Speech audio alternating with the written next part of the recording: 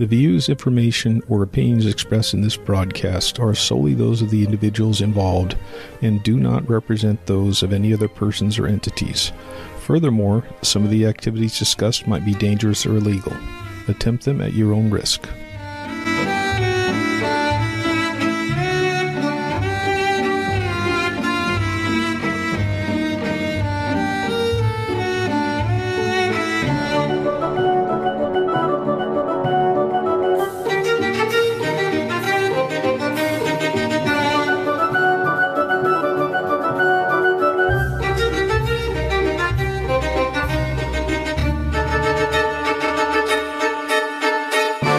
Hello everyone, and welcome to the very first broadcast of Jeff Davis' Peculiar World here on the Paranormal UK radio network. I want to thank Irene and Mark and everyone else so much for allowing me to have this opportunity. I'm guessing you tuned into this episode because you're curious about the odd, unusual, and downright peculiar as well. I found that odd, unusual, and yes, peculiar things happen every day, and they are all around us if we just pay attention. For my podcast, I'm going to find written articles, videos, and stories from people all around the peculiar world. This includes ghost stories, hidden treasures, lost and found artifacts, and much, much more. For instance, my first article relates to dentistry. But before I read the article, I have a question or two for you. Show of hands, unless you're driving, in which case, please, both hands on the wheel, 10 and 2. How many of you have ever been to the dentist? Probably all of you. From my own personal experience, not that fond of it. However, I do bless the person who discovered Novocaine and ether, and then later nitrous oxide as painkillers. Imagine what it would be like if you didn't have those painkillers. And going backward in time, how long do you think they've been practicing dentistry? Things like filling cavities. You may be interested to know that this may be a medical tradition going back thousands of years. This is from the website World Archaeology, and the article begins, "A 6,500-year-old tooth packed with beeswax could represent the earliest evidence of dental filling found in part of a human jaw excavated in a cave in Slovenia. The tooth is a left canine, thought to have belonged to a man aged between 24 and 30. Research, led by Federico Bernardini and Claudio Tunis of the Abdus Salam Center for Theoretical Physics in Italy, examined a vertical crack in the tooth which had been filled with a resinous substance. This substance was revealed to be beeswax. The team used a range of scientific techniques, including 3D high-resolution X-rays, radiocarbon dating, and infrared spectrography, to determine the age and composition of the filling. They suggested that the wax may have had a therapeutic purpose, though they could not rule out it being applied after the individual's death." End quote.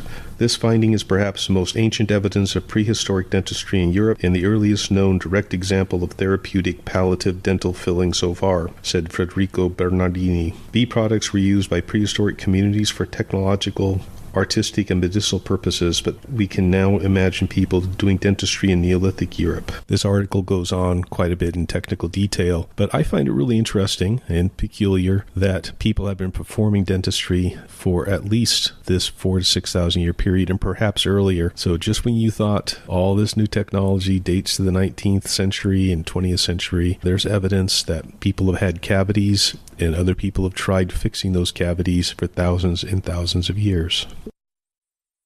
For my first podcast, I didn't have to go too far to find the perfect choice for my first guest. I've been doing research on the odd and unusual for a long, long time, and I've met a lot of people who to me stand out, and one of them is my current guest. His name is Jeff Belanger. Let me read a little bit about him. Jeff Belanger is one of the most visible and prolific researchers of folklore and legends today. He is the award-winning, Emmy-nominated host, writer, and producer of the New England Legends series on PBS and Amazon Prime. He is the author of over a dozen books on the paranormal that have been published in 6 languages. He's been the writer and researcher for the Ghost Adventures series on Travel Channel since episode 1. He's appeared on hundreds of radio and television programs to discuss the the unexplained, including networks like History Channel, Travel Channel, Biography, CBS Sunday Morning, Fox, ABC, and NBC network affiliates, and Coast to Coast AM. He also hosts the weekly New England Legend podcast, which you can hear for free on iTunes, Spotify, Google Play, iHeartRadio, or wherever you can get your podcasts. He has two different websites, www.jeffbelanger.com or www.ghostvillage.com. And you can see a whole bunch of neat pictures by him, including the one standing in front of what looks like a Greek temple. So what's up with that, Jeff? That Greek temple looking thing is actually a place called Precious Blood Cemetery. Half of it is in Blackstone, Massachusetts. The other half is in Woonsocket, Rhode Island. And that is the very audacious, huge, over-the-top grave of a former Rhode Island governor. And I actually don't even remember his name, but it just looks really cool. It does. And that was probably taken with an 8mm lens, because the whole temple seems to wrap around you with its spectral arms ready to crush you. Yeah, that's my photography buddy Frank Grace. We do a calendar together every year, and Precious Blood Cemetery has a cool little story in it. The La Petite Rose, which means the little rose in French, she's buried there on the Woonsocket side, and she's known as America's only stigmata. Though the Catholic Church never officially called her a stigmata, people still to this day will reach out to her family and things like that, and there's been books written about her and all this other stuff, all kinds of flowers left by her grave. People still seek miracles from her, even though she's been dead for almost a century now. Interesting. Just like about everything else that you write and talk about. Interesting. Now, we ended up meeting, we've known each other for over a decade now, but we've only physically met up 3 or 4 times in our... Right. Well, there's a continent in between us, to be fair. Our association started off with the Weird U.S. book series. Right. For people in the audience who don't know about this, over 10, 12 years ago, these two guys from New Jersey, Mark Moran and Mark Skirman, started writing books on the odd and unusual. Well, actually, it was started off as a magazine in New Jersey, and then that turned into a book series. Each state got its own book, and you wrote Weird, Massachusetts. That's right. So how was that experience for you? That was a lot of fun. That was probably the easiest book deal I ever got, because I'd worked on the Weird U.S. book like you did, and their Weird Hauntings thing. And Mark Moran called me one day and he's like, "Hey, you live in Massachusetts, right?" And I said, "Yeah." And he said, "Do you want to do the Weird Mass book?" And I went, "Yeah, that'd be cool." And I think I just verbatim told you the whole interview, which was fun. But what was cool is, so I'd spent my career up to that point thinking all the cool, crazy places are somewhere else far away in the world. And my first book was called The World's Most Haunted Places, thinking, let's be global about this. Let's look all over. And then working on that book for a year and being like a tourist in my own state, it kind of reminded me that, Massachusetts is somewhere else for an awful lot of people in the world. And it was really cool. And it really made me appreciate that these legends, these strange stories, this weirdness is absolutely everywhere. Your town, wherever you're listening to this, wherever you are, has something. You just have to find it. And finding it is something that I've made a whole career out of. And it was just really, really cool to find some appreciation for where I live. Now, your educational background, you're a school teacher, right? Or an educational... No, far from it. Oh, okay. I went to school. Okay. No, I went to school to be a writer. In college, I found myself writing for campus newspapers and magazines and stuff like that. And around October, you go looking for ghost stories. So I started in all this as a journalist. And so October was just a fun time for me. And it combined my love of history with my love of ghosts growing up in New England. You just grow up around this stuff. And it was not a career I intended. It was just, I got hooked on it. And then writing for other newspapers and publications after college, I just lived for October. And that turned into a website called ghostvillage.com, which is going to be 20 years old this year, if you can believe that. Any website 20 years old. I mean, that can't be too long of a list, right, at this point? And so I started that, and then that started writing in books, and then started working in television. And it's one day I woke up and I said, my God, this is my full-time job. So I started as a journalist and still try to bring that journalistic objectivity to everything that I do. But then it just evolved into this wacky, crazy career. There are a lot of parallels between what you do and what I do. My background is in history and archaeology, and that was kind of this whole odd and unusual outlook on my life that I brought to my books and my work too. And my website, ghostsandcritters.com, is, I think, about 22 years old. Wow. But I have less energy than you do, Jeff, and so it's taken me a little while to get where I am. No, I get archaeology is, of course, you're looking for, you're looking at something old and trying to make sense of it, trying to piece it into the world that it came from and in our world today, which is exactly what a ghost or legend is. Anything from the past, right? I mean, we're trying to make sense of it using today's eyes and, in the context of our society where we live. And that's what I love about this stuff. These are connections to who we are. I mean, that haunted house in your town, that strange rock, that ancient, petroglyph or whatever, all of those things make up your community. And that, in a sense, also makes up who you are, because you are a product of not just your upbringing, but where you live. And that's what I love about this. This is who we are. What makes a ghost story interesting is not me pointing at the building and saying this house is haunted. What makes it interesting is who is it and why did they stick around afterward? Is this that historic context? Course. And I think that, I've said before, there is, to some degree, this is kind of like genre writing, right? And the way you tell a good ghost story is that you start with the ghost. That's the sizzle, not the steak, right? The sizzle is this building right here. There's a ghost of a woman in a red dress who's been seen lurking on the second floor. Boom. Whoa. Right? That's the ghost. Then we have to go back in time and say, well, who was she? Or why might she be here? And then you tell the story, the history, who lived here, who died here, who left some kind of impression that we're still tuning into to this day. And then you incorporate those eyewitness accounts, and then you bring it back to present day. And that's why the ghost is still lurking.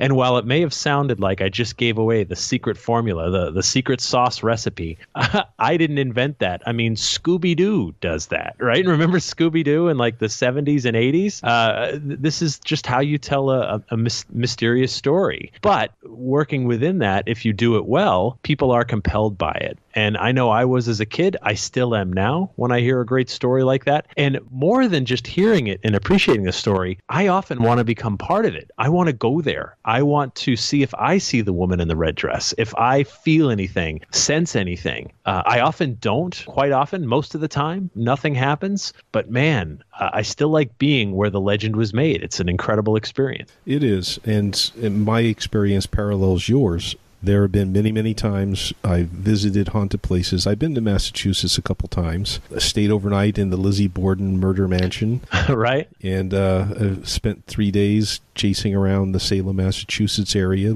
Well, wait now. So, okay. Yeah. So let's Lizzie Borden, right? So I've been there many times. If you don't know, there's a nursery rhyme we sing, especially here in Massachusetts. Lizzie Borden took an axe and gave her mother 40 whacks, and when she saw that what she had done, she gave her father 41.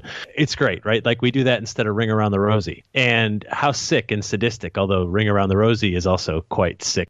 2 people were murdered. This is not up for debate. This is not a legend. This happened. There's photos of the crime scene all around the building. Did you feel at least that? Like, oh my God, a man lost his life right here where I'm sitting. Well, it's interesting that you asked that question, because I am about as psychic as a brick, and I admit that. When you go to a place like that, if you know the background and history, you have to kind of separate yourself and distance yourself from preconceived notions about, is this place haunted? Do I feel anything? If you don't know the history and you walk into the building and have weird things and weird feelings happen, that's a different matter. But in this particular instance, at the Lizzie Borden house, what was interesting was it was a hot day in Fall River, Massachusetts. I think it was in the upper 70s, early 80s. And for Fall River, Massachusetts, or all of Massachusetts, that's a pretty hot temperature. And part of what sometimes happens, and you know this and many other people do, if you go to a haunted location and the environmental conditions are very similar to the historic incidents that created the haunting, oftentimes they'll replay the action. So what ended up happening was we ended up getting put in the room where Mrs. Borden was murdered. And and they would not let us unpack our stuff because they ran tours through the... Right.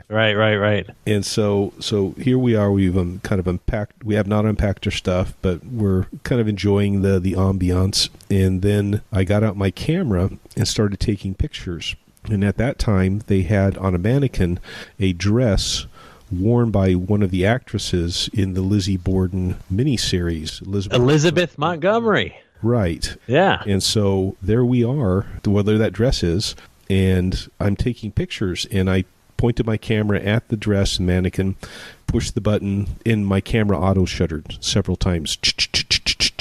But it didn't take any pictures. That's it. The place is haunted. Done. Well, and of course, I'm now trying to resist that impulse to believe that. So right. I tried taking another picture. Same thing.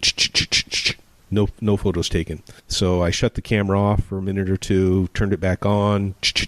No photos. I took the battery out, as if that's going to figure things out. I looked at the battery. I shook the battery. It's a solid state battery. Nothing. I sniffed the battery because it's what we guys do. I put it back in. Speak for yourself. Okay. I don't sniff batteries. I do. I admit it too. Okay, fair enough. Yeah, anyway. No judgment. Well, I put it back in, and again, no photos. By this time, my wife, Janine, is looking at me like I'm insane, and she, like all of us do in a haunted house, you look up at the ceiling and kind of look all around, and she said, "Abby, Mrs. Borden, please let us take some photographs." And she nodded her head at me, and click, picture, click, picture, click, picture. And it worked fine. It never did that before, and it never did it afterward. That's kind of cool. Yeah. Now, somebody can say, well, maybe what it is it was the fact that it was hot and the battery overheated or something. That's possible too. But as a funny after effect of that, since you've been in the house, there's a bathroom on the second floor, and that bathroom had been a linen closet. So I went in to use the bathroom, and it was a hot day, and the windows were open, but there were these little sheer curtains, and I was looking outside the window, and there were these tourists outside taking pictures of the building. And as they were taking pictures, they started on the ground floor, and then they started pointing their cameras up to the second floor and taking more pictures. And I got a little shy, and so I gently closed the little louvered windows, the little, it's not storm windows, the shutters. They shut the windows. I closed those, and then I heard from outside, "Oh my God, Dad!" "Yes, son." "You wouldn't believe it. Just when I started taking pictures of the second floor, the windows closed up there." "Well, maybe the Borden ghosts don't like us taking their picture, son." That's great. So you became a ghost. I did. That's well done. Yeah, and it's too bad I didn't get any royalties for the pictures of my shadowy form closing those windows. Yeah, I struggle with that. Something, people will show me photos or send me photos, and I always start with, hey, if I wasn't there when the picture was taken, it's pretty hard for me to comment on these things. However, I'll look, and yeah, you see something far, far away, and they're like, look, there's like a face in that window, or there's someone standing in that room, and you say, yeah, that sure looks like it, but do you know if the room was actually empty, or was it Jeff Davis going potty? I mean, these are questions we must ask. Yes, and we spend how much of our lives sleeping, eating, and using the bathroom? Quite a bit. Yeah. And it's interesting, some of these social constraints against us, how much do they play into this? How many people write books on the paranormal where they feature haunted bathrooms? That is a bathroom reader just waiting to be written. And you know what? You take it. It's all yours.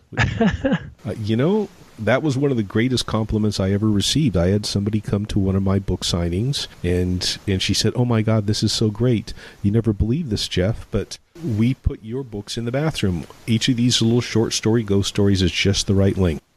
Of course. No, that is an honor. I get it. Yeah. But talking about more honors, of everything you do, you and I have another association where we did meet up live, and that was for the TV show Ghost Adventures. How did you get started with that? So Ghost Adventures, Zack called me back in 2008. They had already done their documentary, which aired on the Sci-Fi Network. And he called me and said, Dave Schrader, who is a friend of ours in common, he does, he's an occasional host for Coast to Coast AM and did Darkness Radio for all those years. He said, asked Dave, hey, who's someone that knows haunted places all over? And he's like, oh, you want to talk to Jeff? He's been doing this and writes all these books. And so that was the connection. And Zack called and said, hey, we're going to do this show. It's going to be just 8 episodes for the travel. Travel Channel, and we want you to help us with research and writing, help us find locations, give us the historical background, help us find people that have had their experiences to share their stories, and put this thing together. And I was like, well, that's cool. That's a different kind of job than I've had before. I mean, I've done that for books, I've done it for magazines and websites, but I'd never done it for the medium of television. So we got started, and it was a lot of work. It's really interesting when a show is brand new. When you're building it from the ground up, there's no model to follow. What's tough for people to realize who maybe haven't worked in this field is that a television show is intentionally formulaic. There's things that you come to expect from it, so it becomes familiar and a thing you want to watch again and again. And when you're starting from scratch, you don't have any of those things in place. So it was really cool. A lot of work.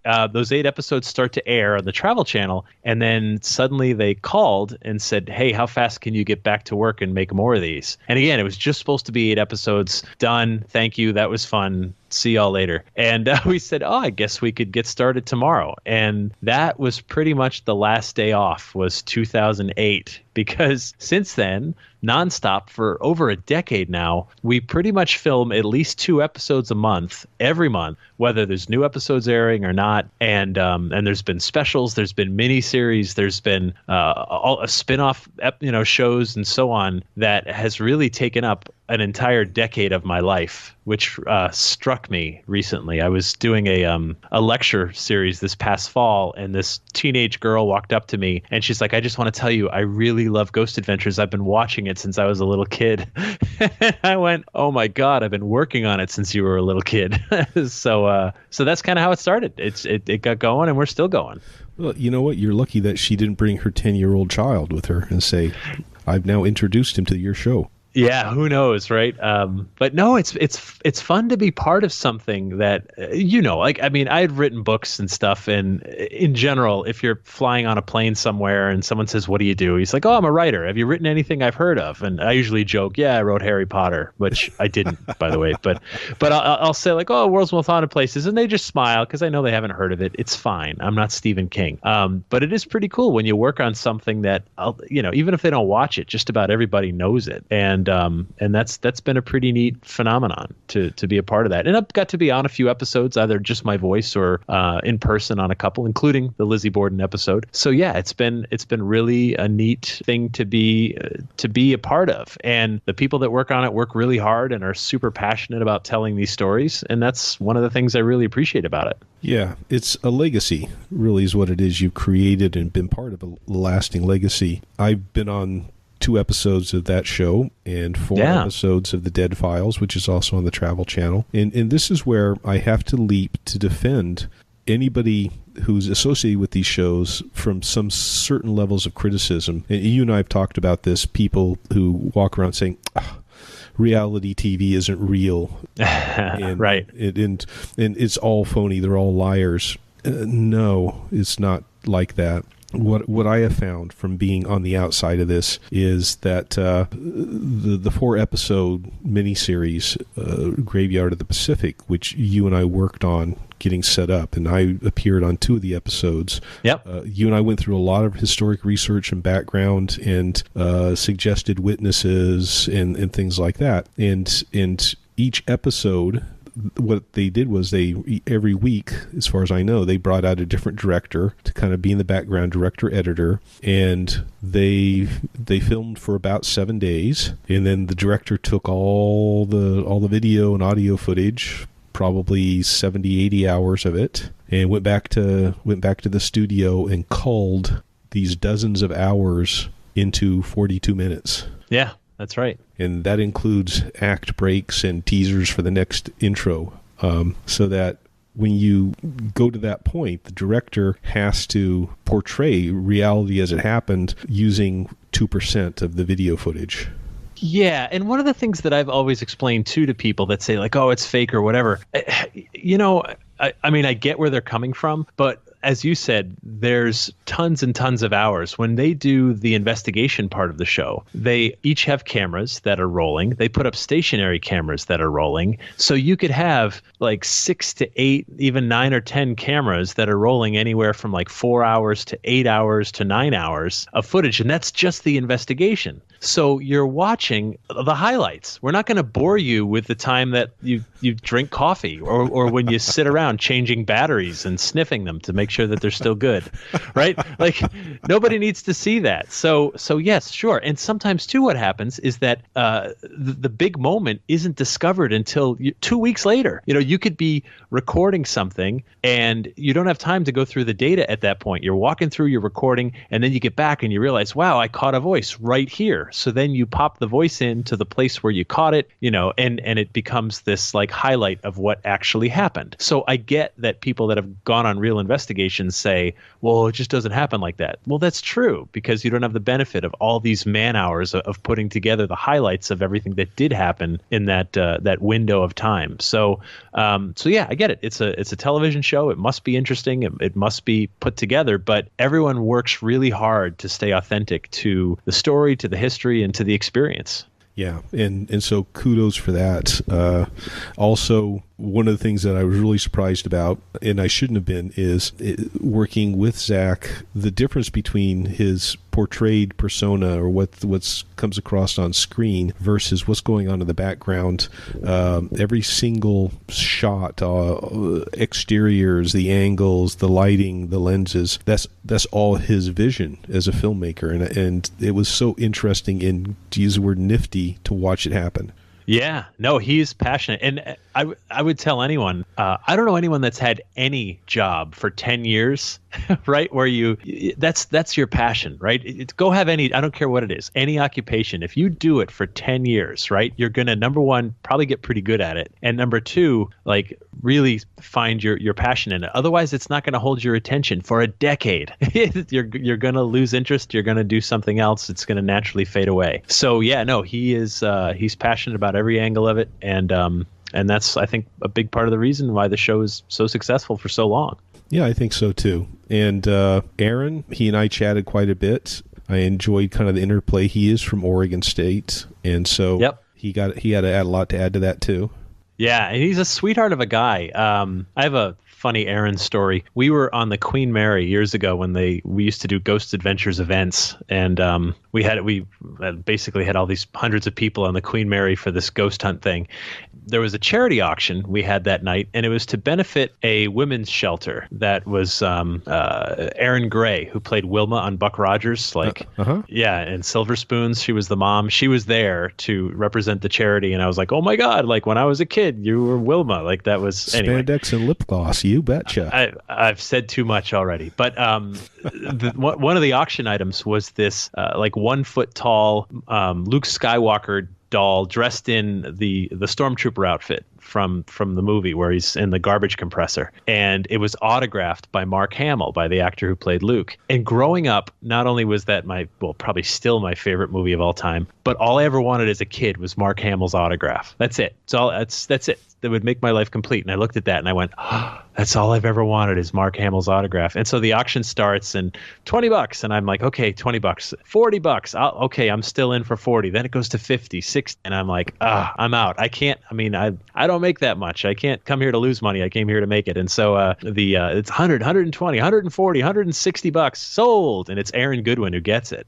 And he goes over, he pays for it, he turns around and he just hands it to me, and he's like, I saw your face, man. You have to have this. And I was just like, oh, Aaron. Like, I still get a little choked up thinking about it. It was such a tender moment. He's a sweetheart. He's just a sweetheart of a guy. Yeah, he struck me as being that way, and that's one of my regrets, is that you all were working, or they were working. You were not out there at that time, and so I missed a chance to kind of BS and actually get to know everybody as a person.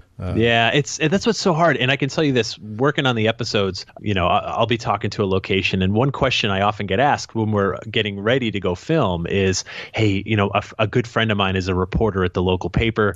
Could she come and just ask a couple questions, get like an exclusive interview? And it stinks because people that you were there and you watched it, you saw how much free time there was, right? Like minimal. Everybody's busy. And when someone's asking what sounds like a very, very reasonable request like that, and you're like, there's just no time to carve out for your friend to get their interview, because sometimes you're fighting the light outside. The sun doesn't wait for you. You're waiting for like sundown shots or just the right angle, or you're waiting for a building to clear out, and everybody has to be ready to go at the drop of a hat. And it sounds so cold-hearted to say no to a very simple, reasonable request like that. But unless you've been around it and seen it in action, it's hard to understand just how intensive the filming process is. It's every minute of the day. Yeah, I agree with you. And again, which is partly where I have to laugh, is I don't have any pictures of myself with Zack or Aaron or anybody else on the crew, because I had thought that I would be around for the filming of all 4 episodes, and I wanted to be respectful of that whole time process. So I was going to wait till the 3rd or 4th episode before I got the standard selfie, me hugging Zack, that kind of stuff. Yeah. And so then, you know what? No, sorry, we don't need you anymore, Jeff. We're doing the changes, and so no. So I don't have any. Did they offer you something from craft services, which is basically like a couple of coolers with some bottled water in it? Well, no, they did, and that was one of the interesting things, nifty things was. I've been on all these other different shows, and you have too. And sometimes, you know what? No, you should have brought your own bottle of water, dude. Yeah, that happens. It's funny. I got to be a fixer for a show in the UK called Access All Areas, and they came over to Massachusetts to film for like 4 days or something, and we did an episode on the Bridgewater Triangle. And a fixer, I was both on camera and set everything up, and it's a ton of work, not something that I want to make my life around, but it was a cool gig at the time. And part of that was in getting snacks for the whole crew. And having been on enough of those shoots, I know that it's usually all junk food. And so I got like fresh fruit and I got juices. I mean, the network pays for all this. It's not out of my pocket, but still someone has to go get it. And they were just like, wow, you've got like granola and nuts and stuff like that. Like, it's so easy to eat junk on those things. But yeah, and it's also very easy for people to provide nothing and say, good luck. If you want water or something, bring it with you. Yeah. And it was actually quite nice. I did ask permission. I said, can I stick around and watch how you guys are doing things? You've already gotten your interview with me. And they said, yeah, sure. And there was one time when I tried staying behind Zack, and I tried staying behind the camera. But at one point they said, Jeff, you're going to be in shot. Get out of the way. Like, holy crap. What a rookie move on my part. Sorry, guys. Sorry. And, yeah. And well, you didn't know. Yeah. And they were really, really patient with me. And at one point, Zack is setting up the shot, and so he's going through camera lenses and everything. And then he looked up and he looked at me, and he stared at me for a while. And you know what? Zack is nowhere near as tough as any of those drill sergeants that used to yell at me when I was a private. and so I just stared back rather than being too intimidated. And he said, Jeff. I said, Zack. He said, help yourself to the food in the coolers and yeah. You're here. And it was just such a really nice, real moment. So this goes back around to people making fun of the shows and saying it's all phony. You know what? There are people behind the camera too. And so it was pretty nice. Yeah, good. Well, I'm glad you had a good experience, and thank you for all you did. You were a huge help. I know when I was out there for the scout, going around, you were a big help, and obviously by phone and things like that. So thanks for being part of it. Oh, my pleasure. And we might as well enlarge upon that because it was one of the things I enjoy doing is if a show comes to me, I think you're this way too. A television show calls you and says, hey, we're interested in either you or this location. Can you help us out? I will give an hour of my time to anybody. After that, we start talking deal. Yeah, sure. No, I get it. And what had happened is Astoria itself is at the mouth of the Columbia River, which divides Oregon and Washington on the Pacific coast at that point. And the town of Astoria started off actually as a Native American settlement village, and then the fur companies moved in, and it was the home of the Hudson's Bay Company for a couple of decades, and they eventually moved out, but there were operations there. And as American settlers moved in from the 1850s, it became really the center of canning, cannery, and commerce coming through Astoria. So it was never a huge city, never probably more than 20,000 people, but critically important. And it's got a long history, lots of ghosts.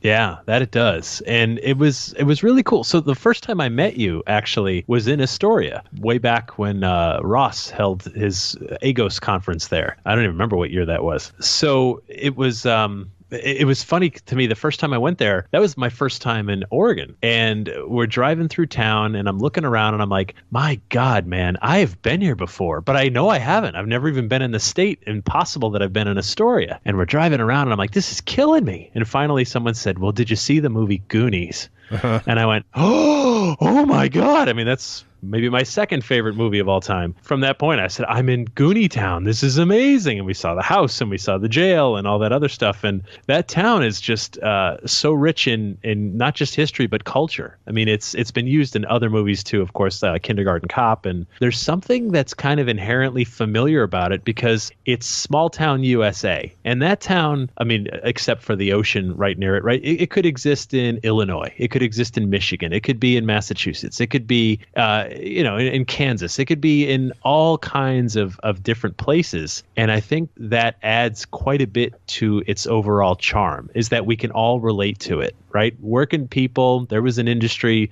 built a town, just folks getting by, and I think that's a big part of the story of Astoria. Absolutely. And the other interesting part of his history is the architecture itself. Part of the reason it's been chosen as film sets is because economics and tragedy-wise, there have been a couple of these large fires that destroyed huge portions of the city. It left other portions intact. So you've got these Victorian neighborhoods, you've got early 1900s neighborhoods, and you've got 1960s plus neighborhoods. So depending on which way you turn the camera, you're on a movie set.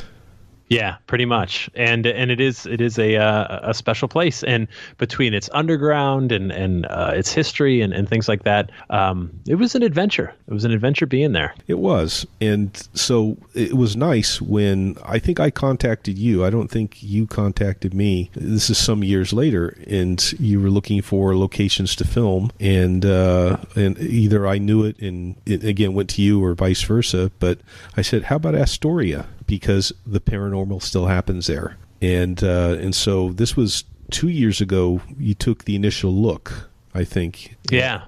And you were looking at it as a miniseries, but what was the one town somewhere else that year won out in 2017?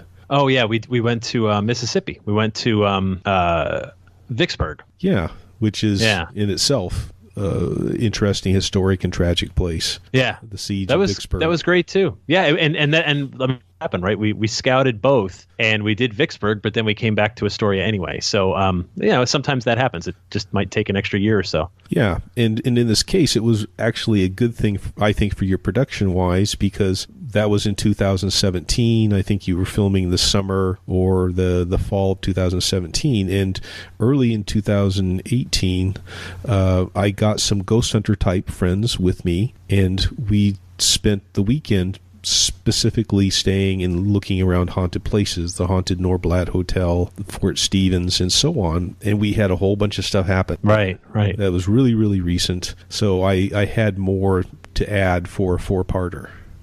Yeah, no, for sure. Things work out the way they're supposed to, and that's been pretty cool. And but yeah, it was great to be out there and hang out with you a little bit and get that thing ready. Although one funny aside, when they were filming the Graveyard of the Pacific, I know April 20th they were in town, and that was a very difficult day for the crew to get things done because April 20th is 420 day. And I think there's no less than 3 pot shops in that little town, if I remember correctly. One of them was throwing free joints off the roof.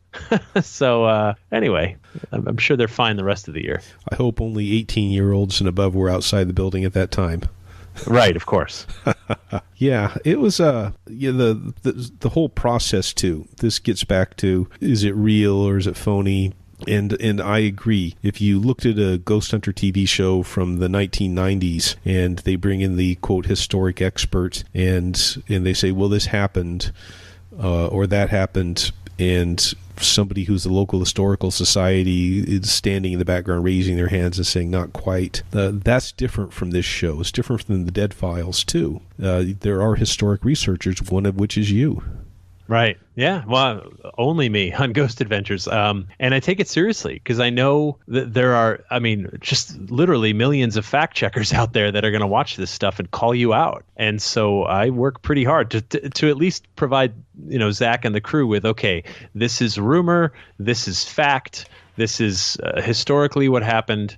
What we know, what we're not sure of, what the hearsay is, and so on. So, and sometimes that's all we have to go on is a legend. Someone will say like, well, I've heard this happened or that happened. And we say so. Yeah. And that part of the planning, I worked with you off and on. We consulted and traded links, newspaper article links and things like that quite a bit. And I will say this too. I was tremendously impressed when you were able to dig out some stories, true stories, particularly at Fort Stevens, which was, I think, the fourth episode that aired. Was it the third episode that aired? Because up until then, nobody had actually found out the names or the dates of people who had died at Fort Stevens. But you did. Huh. Wow, look at that. Little old me. See, it's not just my cute looks and winning charm.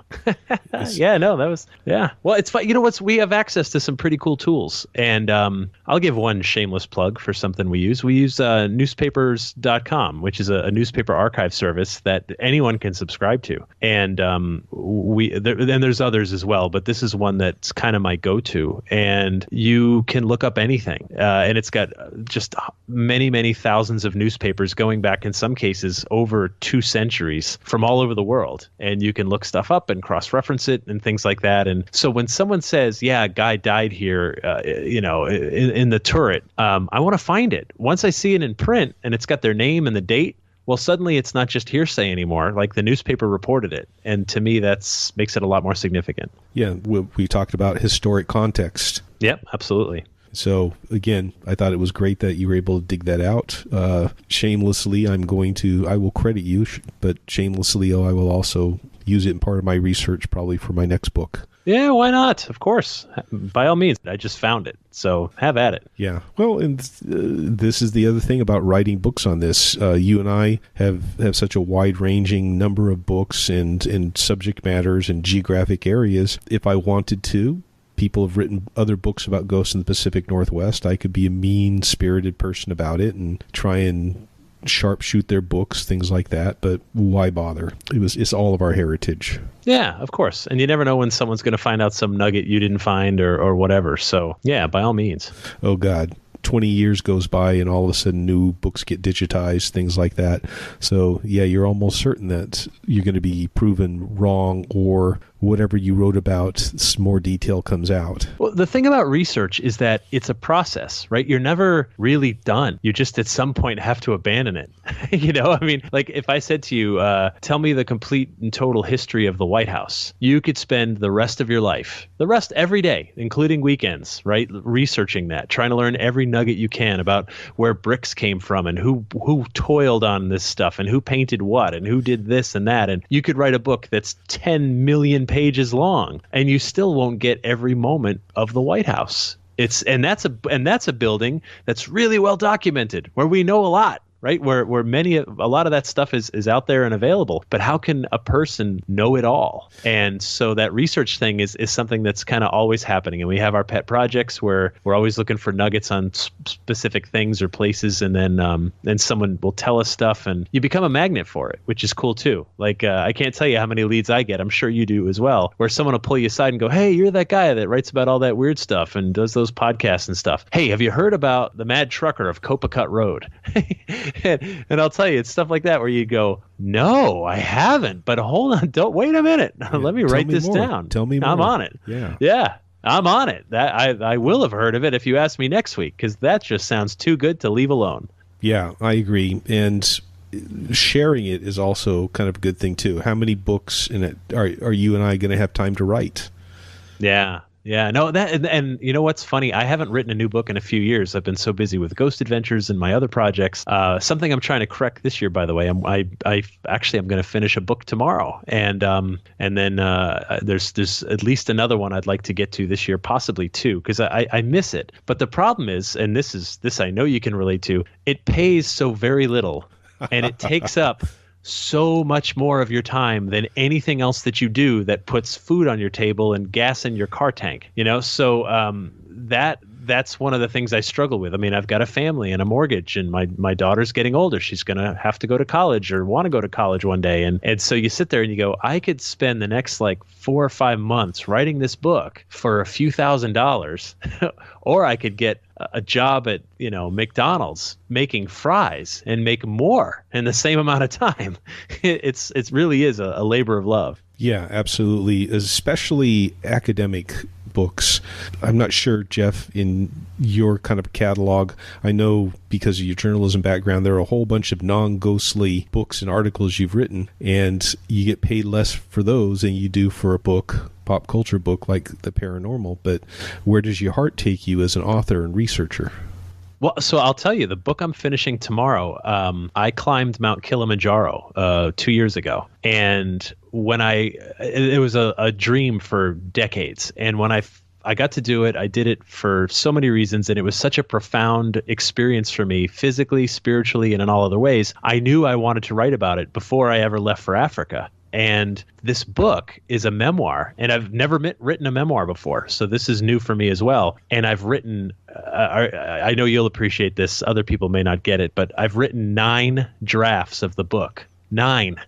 That's not good, right? That's not a good thing. That's nothing to brag about. It's just, it shouldn't take 9 drafts of anything to ever write a book. But this has been so complicated because it's my story and it's about me. I can write about other people's stuff all day long. I'm a very good objective editor. When someone tells me their experience, I'm pretty good at saying, okay, my readers aren't necessarily going to care about this part, but this is the real meat of it. That's what we do. That's what we do when we interview people. So it's taken 9 drafts to be objective and distance, right? Like to be away from it enough to write about it and realize, wow, you don't really care that I shopped at REI and bought this, this extra thermal layer. That's really not important to the story. It was in the first draft, and sadly, it even made it to like the second and third. But I finally realized, all right, let's get to the meat of it. And I will literally be done tomorrow, and then who knows what'll happen? I have an agent in New York that I will show it to. If that goes, then great. And if not, I'll self-publish it. But this was truly a labor of love. I don't care if I make a dime for it, but I want people to see it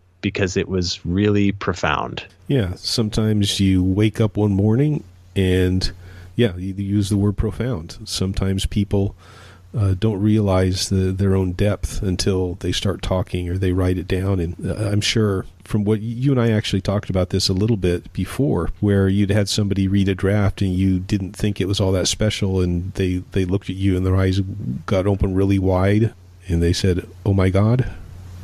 Right. Yeah. That's what you hope for.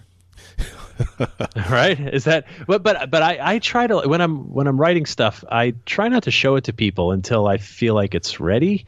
And I've made the mistake because like asking someone to read your book, especially before it's published, is a very big favor. Like that's a big ask, and they can only do it once on a particular book. So if you've got some people whose judgment you respect and are willing to do that for you, once you get their feedback and you're going to go make another draft from it, they almost can't read it again. They're ruined because they saw that earlier draft. So it really is a very labor-intensive thing, but that's okay. You do it because you really love it and you have a story to tell, and that's what I'm hoping. God, I hope this one goes, because I've really enjoyed finishing it and reliving these moments that changed me forever, and I feel like it could change someone else as well. So it's not really a ghost book, but it's a memoir, and it's something very profound and spiritual that I went through. Yeah, inspirational. Yeah. Yeah, I hope so too. That is one of the largest genres of books that are out there that people read is inspirational, personal testimonials, uplifting memoirs. On the opposite side of that, at various times when I was deployed for the military, I would write emails home. And that's where I got the feedback myself of this, oh my God, I read this email that you just sent out, Jeff, and you should publish this. You should take and collect all of your emails and publish them. Yeah. And I've thought about that too. Yeah, same thing. It is very, very personal. In addition to what you were talking about, finding one person whose judgment you trust as a reader, at the same time, when you put a memoir out to a whole bunch of strangers, that's a less intense experience than sharing your guts with a bunch of friends. Yeah, of course. Yeah, absolutely. I get it. Yeah. So my emails are still packed away on a computer disk somewhere. Well, I'm glad you saved them. Yeah, me too.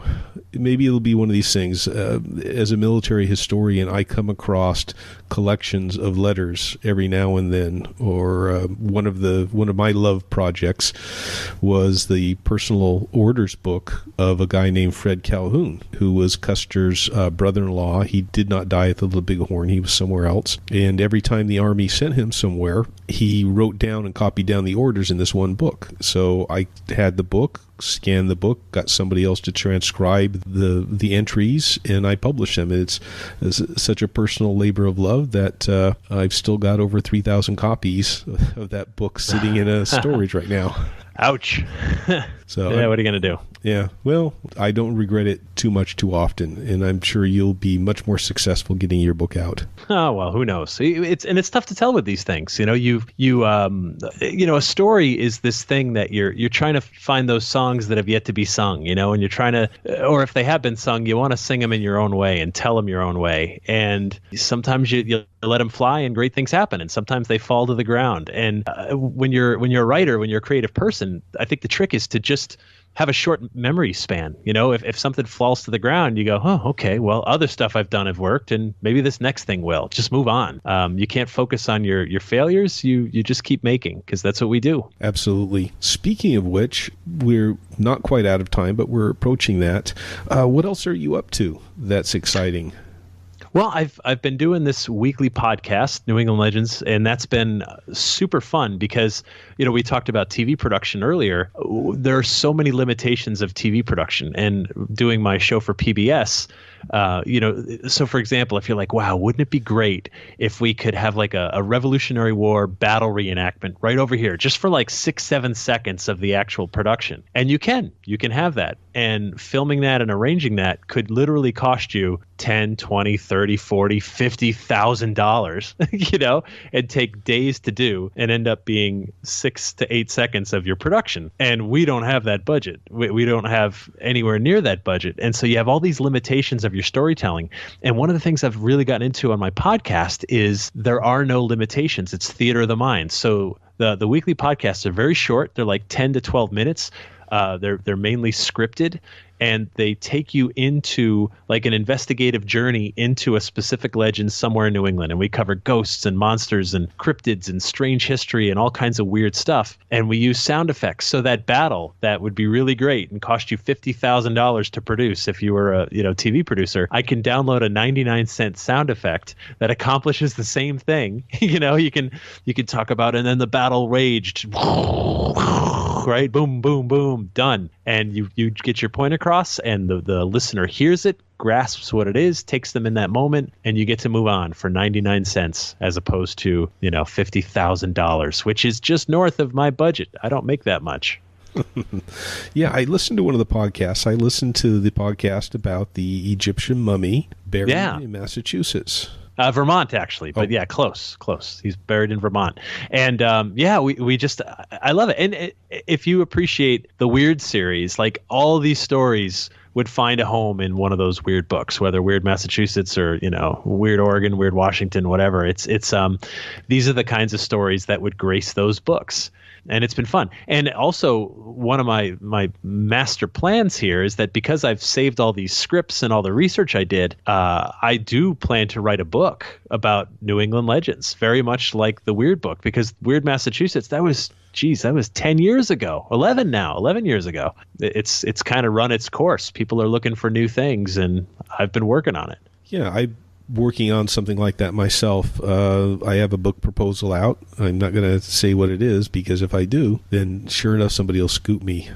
You say that, but I just said it right here on your show. And if you think you can do it better than me, I'm always of the opinion, well, go ahead and try. Go ahead and try. I think I can do it better, though. Like if you want to come to New England and try to write about weird stuff around here, okay, I welcome the competition. But otherwise, it keeps me on my game. Well, that's true too. No, I'll hold off because our proposal is still being farmed out right now, and you and I both know publishers don't like you talking about ongoing negotiations, things like that. No, of course not. So we're going to hold off on that. I was going to ask you, I should have asked you at the beginning, what is, ghost-wise, paranormal-wise, what is one of the most memorable experiences you've ever had? Oh, man. My first experience happened in Paris, France, where I first saw this shadow figure down in the catacombs of Paris. It's a story I've told quite a bit, but I admit that I was alone when it happened. Another ghost experience I had that really kind of shook me to the core happened at Waverly Hills Sanatorium in Louisville, Kentucky. And we were there for this ghost hunt event, and there was 4 of us on the 3rd floor. And the Waverly Hills is this old sanatorium, had like 400 rooms, and people with tuberculosis went there, many of them to die, who were suffering through tuberculosis. And when you walk into that place, I remember it having quite an impact on me. And I remember thinking, okay, ghosts aside, everything else aside, imagine you're a patient here, and all around you, 24 hours a day, you just hear nothing but endless coughing. Coughing, coughing from every room as people are gasping for air as these tumors eat their lungs. That must have been maddening. I can only imagine. So we're there, and it's about 1 a.m, and we'd been there all night, and the place felt electric. And we had secured the whole floor. We looked in every room. There's no windows or anything anymore. And we're at this bend in the building where you can see way down one hallway, way down the other hallway. And as we're chatting, suddenly we all stopped talking at the same time. And I said, "Did you just see that?" And they said, "You mean the man that just stepped out of the door, 4 doors down on the left?" "Yeah, that." And we all look at each other. We all saw the same thing. And we go darting right for that door because we're like, who's up here? No one's supposed to be up here with us. And we looked in every door along the way because it's all open between, 20 feet, but, between us and what we saw. And so we closed that gap in seconds, and we're looking everywhere, and there's absolutely no one there. If that were a living person, the only place they could have gone was out in the hallway where we were, and we would have seen that. Or they could have jumped out the 3rd-story window. And that, I imagine, we would have heard because bones would be broken at the very least. So it was just an incredible thing to realize, like, all right, 4 people all saw this apparition and reacted the same way. That's pretty cool. Yeah, it's really nice to have witnesses with you. Yeah, and that's the thing. Though I'm not a big fan of huge groups when you're investigating, I do accept that you want at least 2 or 3, if for nothing else, like personal safety. If you fall and break an ankle, someone's got to go get you help. If you see something, I want to be able to tap you on the shoulder because, like you said before, you're as psychic as a brick. I'm right there with you. So if I see something, I want to be able to tap you on the shoulder and go, "Jeff, look over there. Do you see what I see?" And if you say no, then I go, "All right, well, something's going on. Might have to get a checkup from the neck up, I guess, or maybe you do see it, and then it's validation. Okay, we're both seeing the same thing. It's important, and it adds a lot to the experience too. I mean, it's fun too. Let's face it. I mean, if there wasn't this element of fun and excitement, I don't think any of us would do this. Yeah, I think so too. In some ways, ghost hunting, the paranormal investigation, is like going to Las Vegas and gambling. If something paranormal happens every single time, then it's so commonplace it's not interesting. But right, when it happens every now and then, and you can quantify it, if you have witnesses, you have documentation, that makes it more special, if I can use that word. You can. I don't mind. Okay.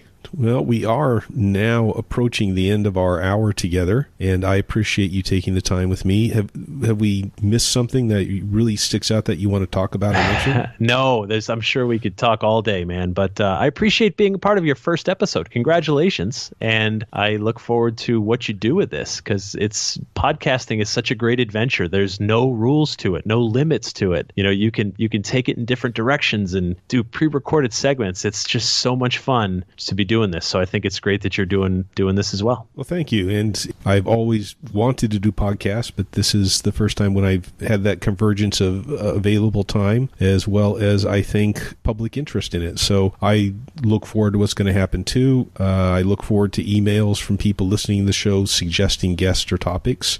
Hint, hint.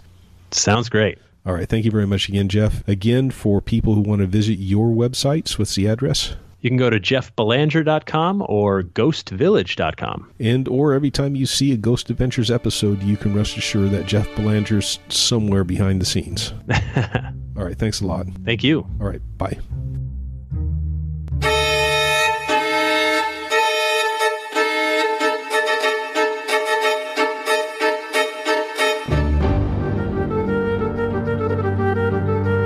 theme music has been Dance Macabre by Camille Saint-Saëns, performed by Kevin MacLeod. www.incompetech.com. Licensed under Creative Commons by Attribution 3.0. Thank you for listening to The Peculiar World here on the Paranormal UK Radio Network.